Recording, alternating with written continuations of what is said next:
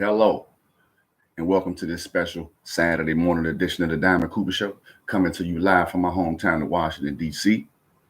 Wonderful day, Super Bowl weekend. I hope everybody's ready. If you woke, hope you had a good morning. If you're still resting, hope you have a good day when you get up. And let's get right into it because I'm only with you for a short while. Got a lot going on this weekend. Starting off with the segment for real. For real? Cowboys hired Mike Zimmer as defensive coordinator. Going back to the past again, keep recycling people that's been doing it over and over. You had Rex Ryan in there, man. I'm telling y'all, I'm going to be one of them quote unquote fans that's not really invested in the game. So, Mike Zimmer, we'll see what happens. Our defense was pretty decent when he was there before, back in the day with Bill Parcells. Was with Cincinnati for a while, did a decent job with the college. Now he's back.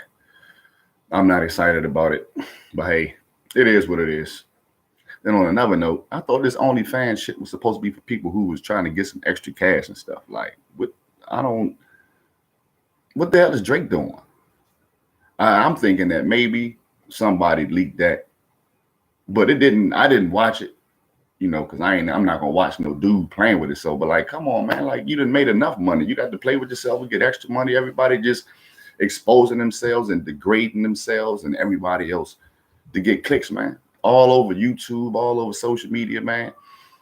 A lot of personalities beefing, and it's just like we just bringing each other down in every way. And then we stop with ourselves. We do shit to degrade ourselves. And we see people do shit to degrade themselves and then act surprised when they talking down about somebody else. Like, man, we got to get it together, man. It's one thing to follow a trend to try to get money and build a repertoire and build a name. You know what I'm saying? I'm dealing with that stage right now, building my show up. Come on, man. Ain't gonna stay on that long. NFL award Lamar Jackson, as expected, got his second MVP. He's the 11th player to win the MVP multiple times. He's the only player out of them 11 not to have a ring. Come on, Lamar. You got to get that ring, man, so that they can't have this narrative about you that you can't win the big game. Come on, these next couple of years, man, get that ring, man. He got 49 out of 50 votes. So he was one vote from being unanimous. And that one vote was by some analytics dude, Aaron wrote, and he voted for Josh Allen. Really? Coach of the year was Kevin Stefanski for the Cleveland Browns. He did a good job, but I thought D'Amico Ryans from Houston did a better job. Rookie coach, rookie quarterback, a lot of rookies on the team, one of the youngest teams in the NBA. But Houston did get the offensive player of the year, offensive rookie of the year, and C.J. Stroud, and the defense rookie of the year, and Will Anderson Jr., which were the number 2 and number 3 picks, respectfully, in the draft by Houston. Second time in a row that's happened, because last year the Jets had Garrison wide receiver as offensive rookie of the year and Sauce Gardner at corner defensive rookie of the year. Congratulations to the Houston Texans for getting both rookies the awards. Offensive player of the year, no secret about that. Christian McCaffrey, well deserved. Some believe he should have got MVP, but Lamar kind of took that over late in the year. Defensive player of the year, Garrett. I love Myles Garrett. He's a beast. But TJ Watt led the league in sacks, led the league in basically every defensive category. And he led the league in sacks for the third time. The only one to do it. I don't know if it's like comeback player of the year, Joe Flacco. Now, Joe Flacco was a good story at the end of the year, but I didn't really think they were going to give it to anybody except Damar Hamlin. I mean, come on, the brother heart stopped on the field. He made it back, was inactive for a lot of games. They was trying to let him get back in shape. They didn't want to take too many chances because a heart is nothing to play with, just like LeBron and them took their time with his son, and he's younger.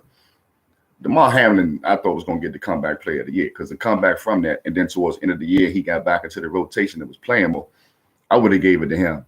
Joe Flacco, y'all love that story enough to give him comeback player of the year, but you hate Brock Purdy's story when he was the last person in the draft, and now he got his team in the Super Bowl in his second year in the NFL.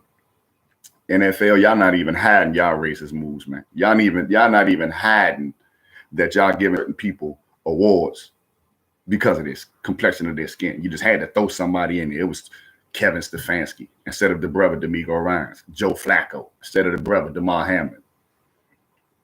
I'm not prejudiced or none of that, but I just noticed that there's methods to this, like these coaching cycles, that they all kind of look the same. Hall of Fame class 2024, the brothers who got in, Dwight Freeney, Devin Hester, best kick returner ever. Andre Johnson, Houston's #1 all-time receiver. DeAndre Hopkins got something to say for that, but he didn't play for Houston as long as Andre did, and Andre lead and everything. Basically, Julius Peppers, well-deserved. Slim was a beast. Carolina and Chicago. Patrick Willis, some of y'all might not remember him, but he was middle linebacker for San Francisco, retired a little prematurely after they lost the Super Bowl to Baltimore in 2012. Steve McMichael, he from back in the day. Randy Gradishaw, he's definitely, because I have no recollection of who this brother is, but he got in. What was funny was who didn't get in. Antonio Gates, Torrey Hope, Jared Allen, Reggie Wayne, Fred Taylor. Like, why is Reggie Wayne and Fred Taylor not in yet? Why is Antonio Gates not in? Rodney Harrison, Darren Woodson. Listen to these names, y'all. Eric Allen, Willie Anderson, and Jari Evans.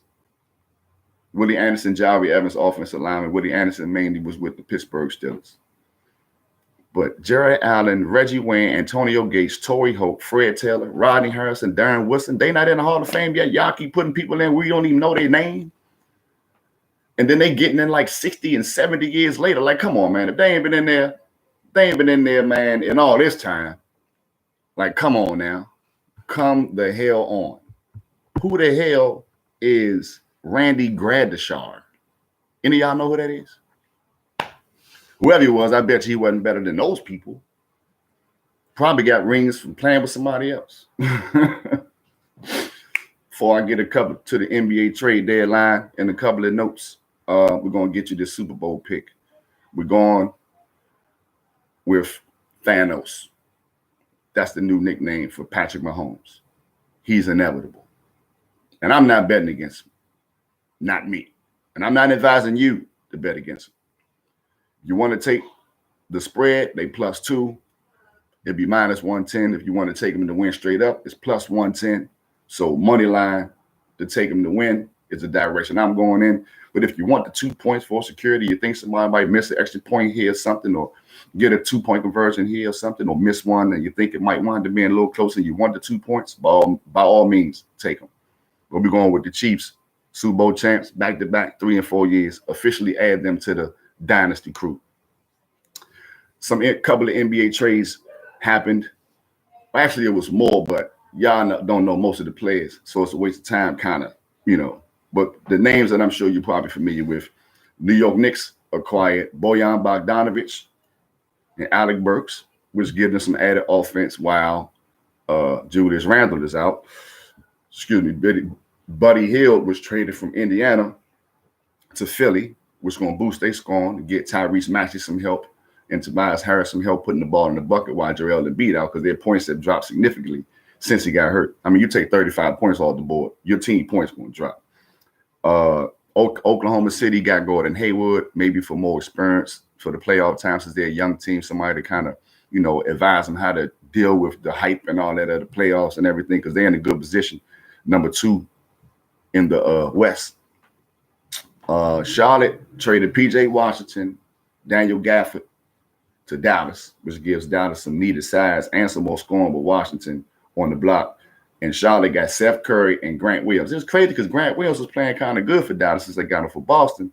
But P.J. Washington is a better scorer, a little bit bigger, just as physical, and Daniel Gafford getting them some rebounding too. Some of y'all might have remember when he was with the Wizards, he first came in, he was getting like 15, 20 rebounds over a stretch. And then he got hurt, so we didn't really hear much about it. Lakers last night, we got another win. That's 5 out the last 7. 139-122 over New Orleans. 5 players over 20. LeBron, Rui Hachimura, Anthony Davis. D'Lo had 30 to lead all of us. And Austin Reeves had 27. So now my Lakers is 28 and 26, still at 9th. a game out of 8th. And Spencer Dinwiddie, who was traded to Toronto, got bought out by Toronto, so now he's a free agent. He was at the game sitting right beside Rob Pelinka, the GM. So looks like we'll probably be adding Spencer Dinwiddie, which is needed because without Gabe Vincent, we do need some more scoring off the bench. Cam Reddish out, Jared Vanderbilt out, and then Max Christie just got hurt. So picking up Dinwiddie will be good. Be good pick and roll player, can score inside, outside, can hit free throws, can give you a dub. And we could definitely use that. All right, before I get out of here, I just want to touch on Deon Cole because he did an interview on the Stephen A. Smith show, and he weighed in on the comedic beefs. Cat Williams and the crew he spoke of, Monique and the crew she spoke of. And he spoke about the fact that there's a lot of truth. What he heard, he believes there's a lot of truth to it. And some of it, he's not so sure.